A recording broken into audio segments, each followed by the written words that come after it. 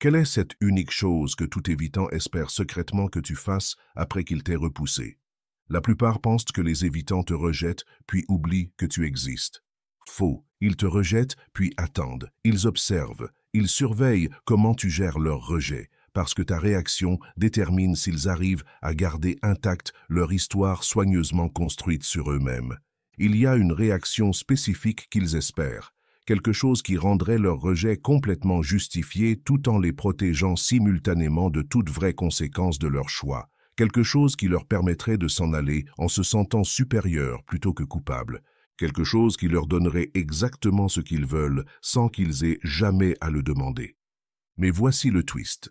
Si tu leur donnes exactement ce qu'ils espèrent, tu leur remets accidentellement quelque chose qu'ils ne méritent pas, tout en te privant de quelque chose dont tu as désespérément besoin. Ce qu'ils aimeraient que tu fasses n'est pas évident. Ce n'est pas dramatique ou émotionnel. En fait, c'est si subtil que la plupart le font automatiquement sans réaliser qu'ils jouent directement dans la stratégie psychologique de l'évitant. Et une fois que tu comprends ce qu'est ce comportement, et pourquoi ils le désirent si désespérément, tu ne regarderas plus jamais le rejet de la même façon. Mais avant d'arriver à ce qu'ils espèrent secrètement, tu dois comprendre sur quoi ils comptent que tu fasses d'abord. Imagine les suites typiques d'un rejet. Quelqu'un est blessé, confus, peut-être un peu désespéré. Il commence à analyser ce qui a mal tourné. Il tend la main pour des explications. Il essaie de réparer les choses ou au moins de les comprendre. C'est exactement sur ça que les évitants comptent. Ta confusion valide leur décision. Tes tentatives de comprendre prouvent que tu tiens plus qu'eux. Tes efforts pour te reconnecter démontrent qu'ils ont du pouvoir sur ton état émotionnel.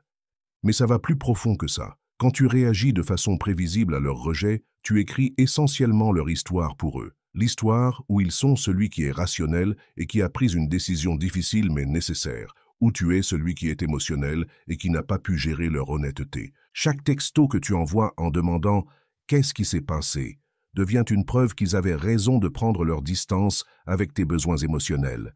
Chaque tentative que tu fais pour sauver les choses renforce leur croyance qu'ils sont trop matures pour ce genre de drame.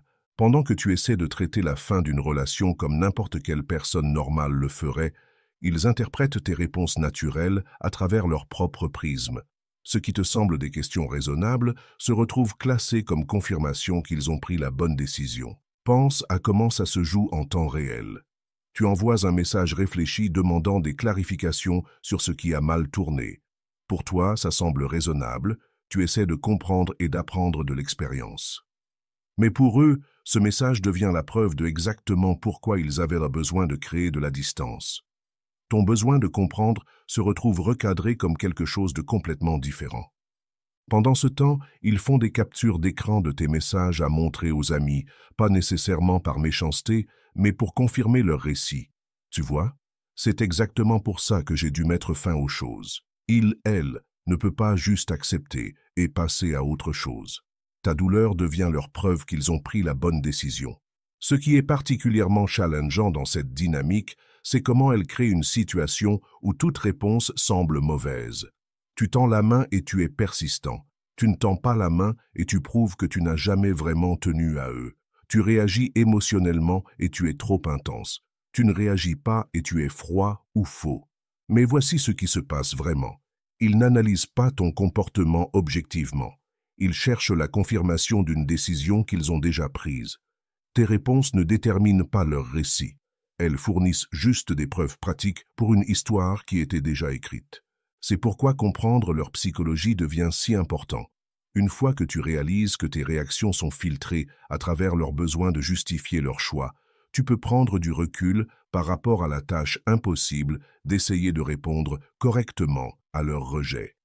Il n'y a pas de bonne réponse qui les fera voir les choses différemment parce qu'ils ne cherchent pas à voir les choses différemment. Le jeu est conçu pour qu'il gagne peu importe comment tu le joues. Le seul coup gagnant est de reconnaître le jeu pour ce qu'il est et choisir de ne pas y participer selon leurs termes. Pendant ce temps, ils arrivent à s'en aller en se sentant éclairés, évolués, supérieurs à tout ce bordel émotionnel avec lequel les gens normaux doivent dealer. Alors qu'est-ce qu'ils espèrent vraiment que tu fasses? Voici le comportement qu'ils veulent désespérément mais n'admettraient jamais vouloir. Ils veulent que tu disparaisses complètement et que tu prospères sans eux, silencieusement, sans explication, sans les faire mal paraître, sans révéler leur rôle dans ta douleur. Ça sonne à l'envers, non? Mais pense à ce que ça leur donnerait. Si tu disparais et que tu vas clairement mieux sans eux, ils peuvent se dire qu'ils te freinaient. Que mettre fin aux choses était en fait un cadeau pour toi. Qu'ils ont sacrifié leur propre bonheur potentiel pour ton plus grand bien. Imagine à quel point ce récit serait parfait pour leur ego. Au lieu d'être la personne qui a rejeté quelqu'un qui l'aimait, ils deviennent le sage qui a reconnu l'incompatibilité tôt. Au lieu d'être celui qui a causé de la douleur, ils deviennent celui qui a prévenu une plus grande douleur sur la route. Ta prospérité valide leurs décisions sans les faire se sentir coupables à ce sujet. Ton absence signifie qu'ils n'ont pas à dealer avec les conséquences de leur choix. Ton silence signifie qu'ils n'ont jamais à s'expliquer ou confronter comment leurs actions ont affecté une autre personne. C'est le win-win ultime pour eux.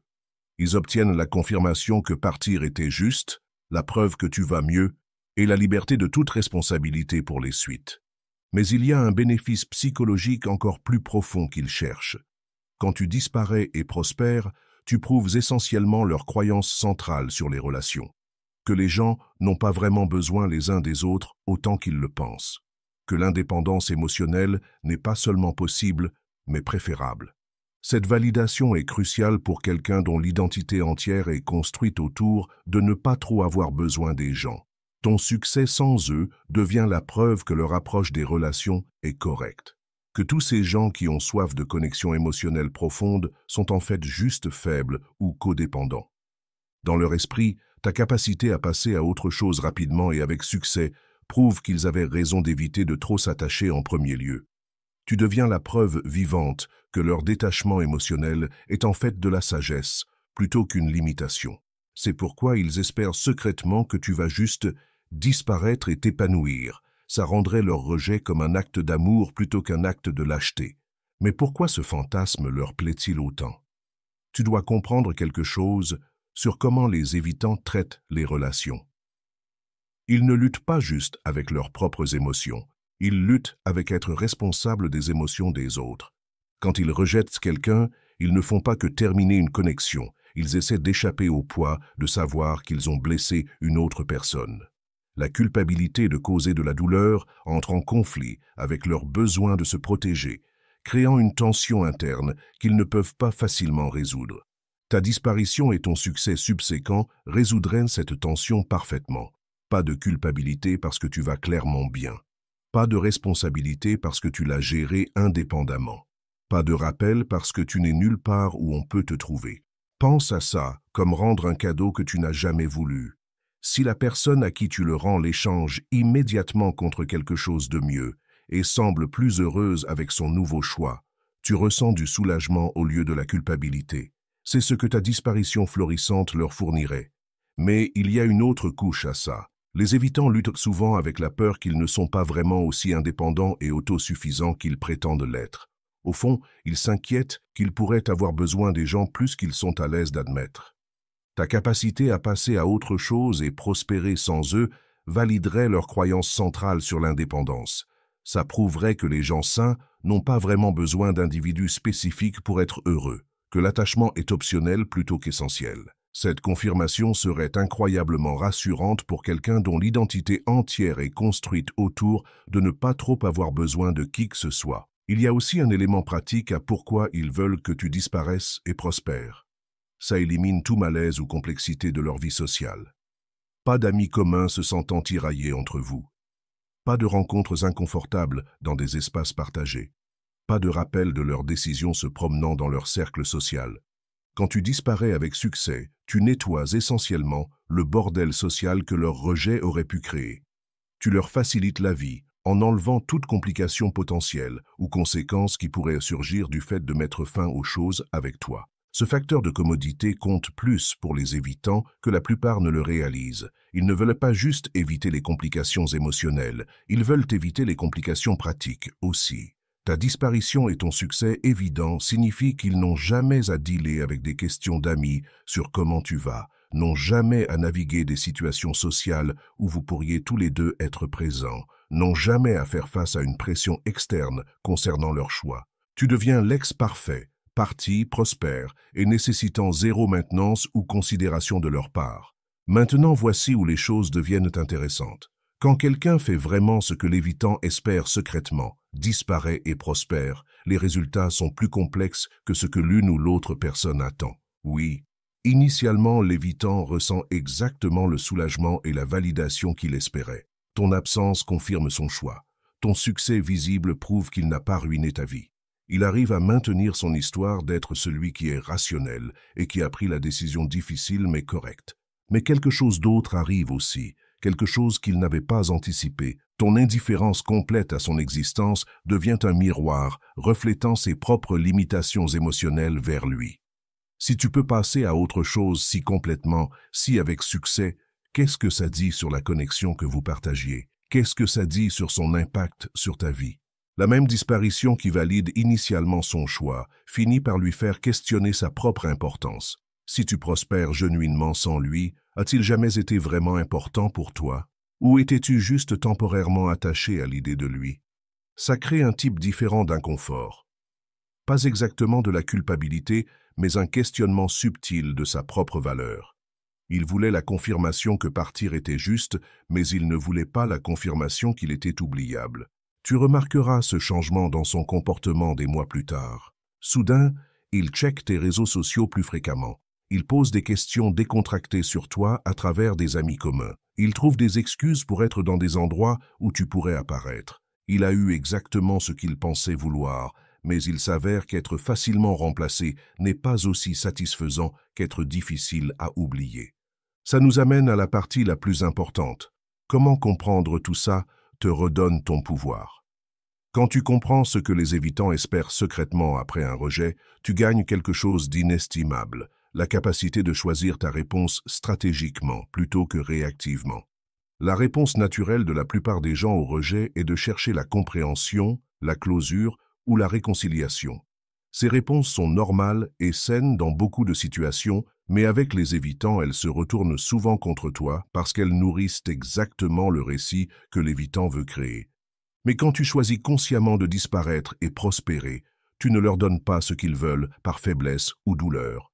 Tu leur donnes ce qu'ils veulent comme un choix stratégique qui sert ta propre croissance. La différence est cruciale. Quand tu réagis de façon prévisible à leur rejet, tu opères depuis un endroit de débordement émotionnel. Quand tu te retires stratégiquement et te concentres sur ton propre épanouissement, tu opères depuis un endroit de pouvoir personnel. Cette approche les force à confronter la réalité que leur rejet ne te dévaste pas, que ton bonheur ne dépend pas de leur approbation ou présence, que tu as les ressources émotionnelles pour non seulement survivre à leur absence, mais en fait en bénéficier. Pour quelqu'un dont le pouvoir vient d'être celui qui tient le moins, ton indifférence genuine devient profondément dérangeante. Il perd sa position de supériorité émotionnelle quand tu démontres que tu n'as pas vraiment besoin de sa validation pour prospérer. Mais voici ce qui rend cette approche si puissante. Ce n'est pas à propos de vengeance ou manipulation. C'est à propos de respect de soi genuine. Quand tu choisis de te concentrer sur ta propre croissance plutôt que d'essayer de comprendre leur rejet, tu fais une déclaration sur ta propre valeur qui va bien au-delà de cette seule relation. Tu déclares que ton énergie est trop précieuse pour être gaspillée sur quelqu'un qui ne l'apprécie pas, que tes ressources émotionnelles sont mieux investies dans ton propre développement que d'essayer de changer l'opinion de quelqu'un sur toi, que tu fais plus confiance à ton propre jugement sur ta valeur qu'à leur évaluation de celle-ci.